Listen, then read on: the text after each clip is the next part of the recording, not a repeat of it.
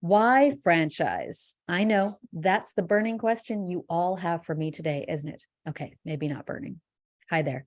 I'm Julie Turner, co-founder at Paragon Franchise Consulting, and I am here to introduce you to a brand new part of the franchise system, the franchise industry.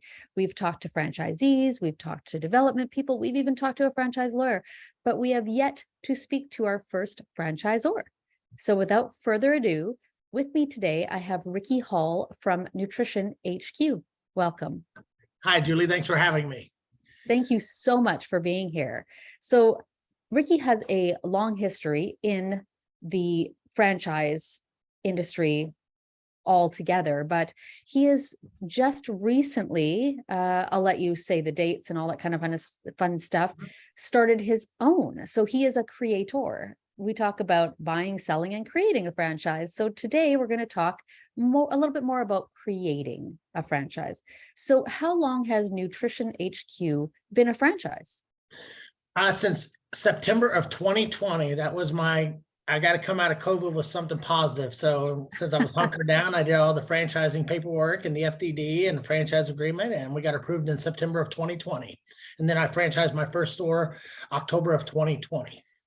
That's brilliant. And, I was just talking to somebody earlier today who was in the development segment of franchise. And she was saying, people are always talking about, it's just so hard to start a business. Well, if you manage to start a business right in the heat of COVID, that's pretty impressive. And I know, even though you're an emerging brand, things are growing really quickly.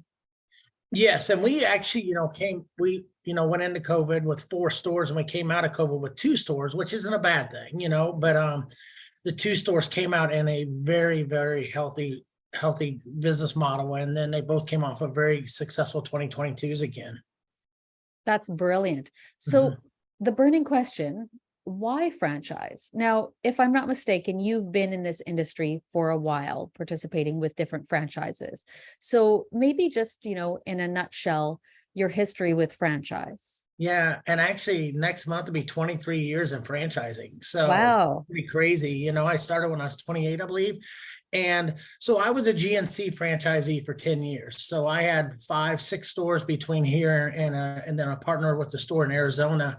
And I did that for 10 years and had very successful GNC stores. And then I'm always forward thinking, and I'm like, man, do I want to be doing this in another 10 years? So I decided to sell. And then I went to another franchise concept, and they were emerging, and they didn't make it. They only lasted about 4 years. So in 2014, I split away from that franchise, and later that fall rebranded as NutritionHQ. And we did a lot of research into the name because I wanted something that wasn't pigeonholed into like one product, like supplement store, or supplement HQ or something like that. I wanted something that said we're big and we're everything nutrition. I love that. And, that is one of the things about being part of a franchise. So if somebody wants to, if they're like, oh, NutritionHQ, I want to check that out. First of all, please give me a call and I'll pass you forward to Ricky. But also, when you do join something like a franchise, you don't have to do all of the legwork that as the franchisor you've already done. You've already figured out what sells, where the market is asking for your product, all of those things. Whereas, the average person, I've been an independent business owner for longer than I'd like to admit to being alive. And I did not start out in franchise. And let me tell you, all of the things that A, needed to be done, and B, did not get done because they weren't in my wheelhouse. So I love that you have all these systems. Now, can you explain a little bit what an emerging brand might mean to the general population that's listening? Yeah, an emerging brand is usually classified. Some people will say 100 units or less. Some people will say 500 units or less. But I think it's only 7% of registered franchises will ever make it to 100 plus units. So it all depends on how it is. But I'm definitely an emerging brand with only 2 units, and we're gonna award 8 to 10 territories this next year, and that's kind of how we are. I'm really adamant about getting these next. You want to get all your franchisees right. You do, but your first 8 to 10 are very important. And I've got 2 really good ones right now, but that's what an emerging brand is. You're pretty much green, but yes, I'm an emerging brand, but with my 14 years of being a franchisee, that helps a lot. So I always like to tell people, you're saying why franchising, and that's a great question, because I had a girl who posted on my Instagram that she wanted a swag bag that I was giving for a discovery day.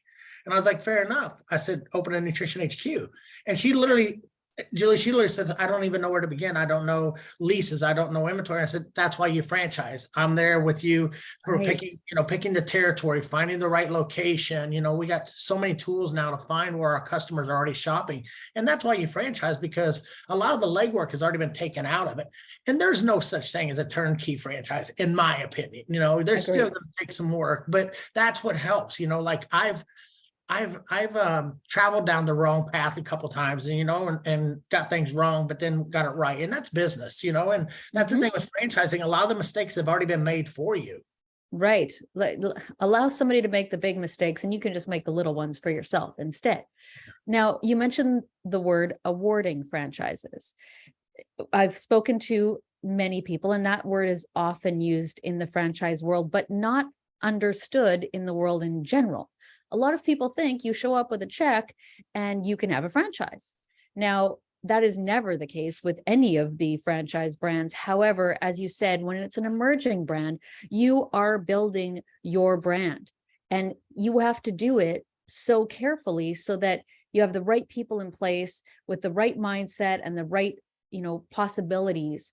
So talk to us a little bit about that. What would it be like to be awarded a Nutrition HQ? Who do you have to be? Yeah, and a lot of the people that I talk to, they're health and wellness or fitness enthusiasts. They're one of my favorite calls I had with a young lady, and I really believe she'll do a store one day. And I said, why do you want to own a Nutrition HQ? She goes, I love helping people. And that's kind of what we're in. We're in the business of helping people feel better. And those people that are, a lot of our customers are also very good franchisee prospects. And then going back to the awarding, when you're looking at a franchise, and Julie, this, the franchisor is vetting you as much as you're vetting them, because you're getting ready. In my case, I'm a 10-year franchise agreement. So we're literally in a relationship for the next 10 years. So you're vetting each other. Right. And that's, as I said, that's just something that people don't really think about. It's almost like they're afraid to take that first step, because then they're going to get wrapped up in this situation that they don't understand and don't have the time to figure out.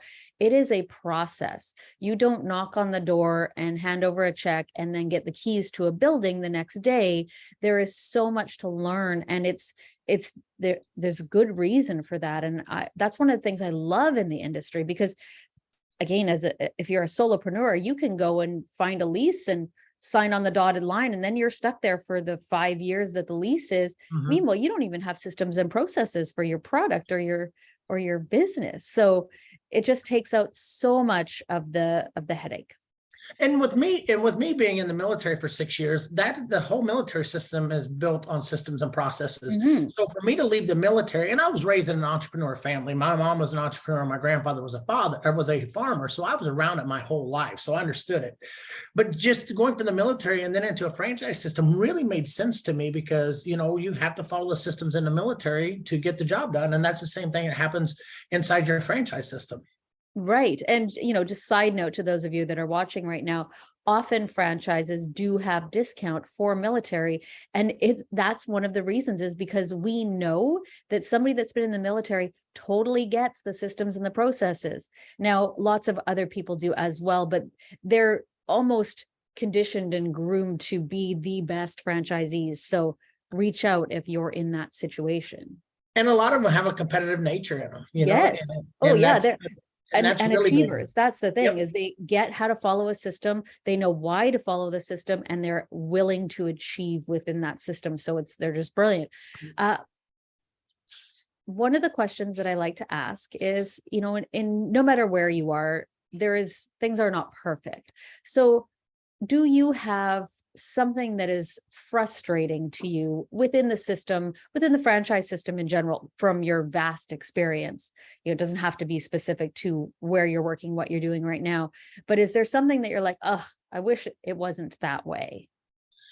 That's a great question. And I think that what comes to my mind is, I wish franchising didn't have such a negative tone. Like, they always say, be careful when you're saying, own your own Nutrition HQ franchise, and they're like, don't use the F word. And I really hate that, because franchising should not be like that. And I've been at, when I decided to become a franchisor, I had to change my mindset from franchisee to franchisor. And I am blown away by when I go to different events, and you can see the franchisors that are out for their franchisees. And then you can see the franchisors that are not good for their franchisees. Right. And it's like the water parts sometimes, and you can see it. Yes. Well, nothing is created equal, right? There's different, I won't mention the name, but it's actually strangely a supplement store. And I know a few people that are franchisees because I'm a gym rat and a supplement addict. And they don't have the best system that they're in.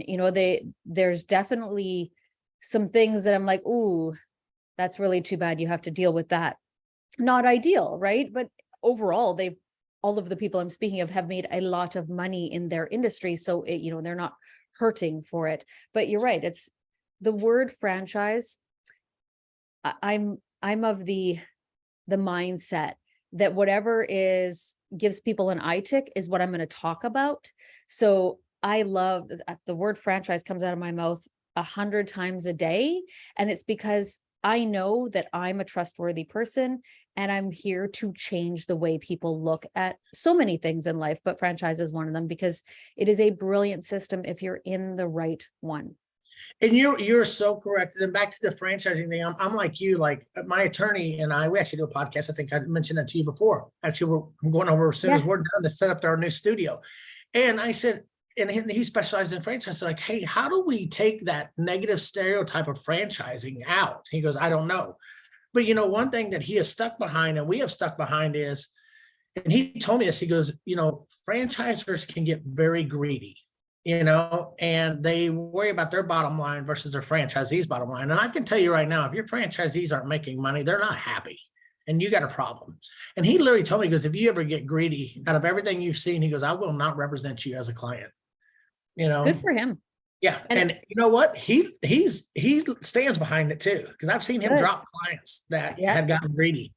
And you know what? I agree, because it's an age-old thing. The more people you help, the more help you get, right? And if you drop the front end greed, you are paid exponentially on the back end anyways. So be there to help people, and in every industry, but that's.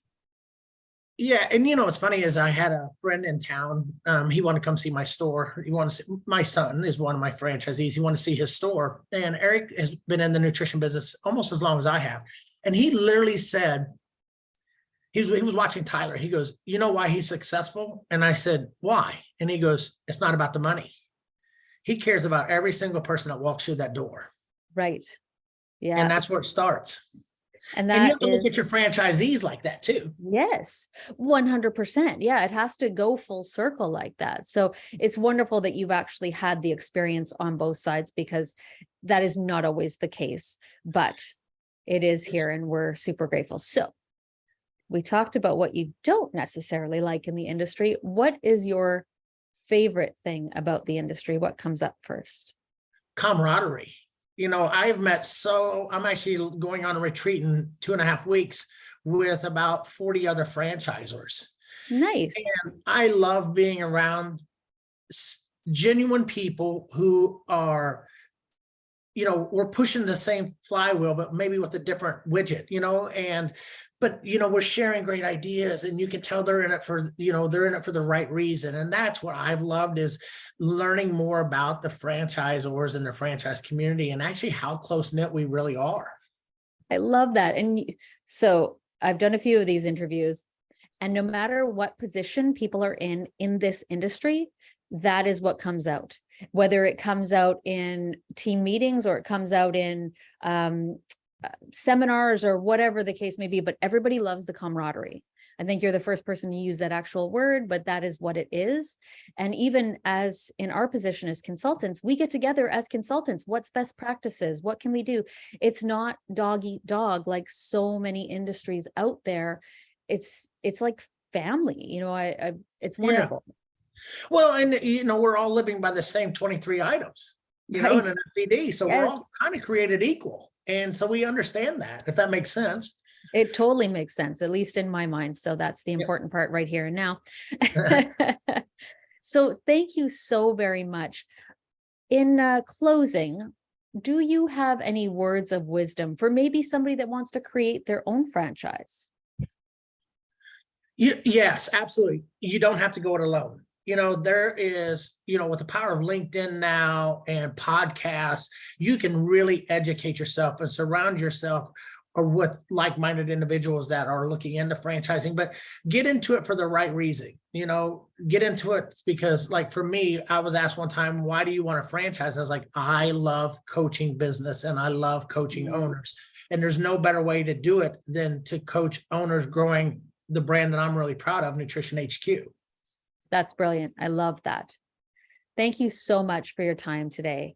And Oh, my if pleasure. anybody wants to have a conversation about Nutrition HQ or possibly even creating their own franchise, please just reach out. You can just respond to this video wherever you find it, and we'd be happy to find the right person for you to talk to. Whether you want to buy, sell, or create a franchise, here at Paragon, we're here for you. Thank you Absolutely. so Thank you. much. Yeah, my pleasure. Thanks, Julie.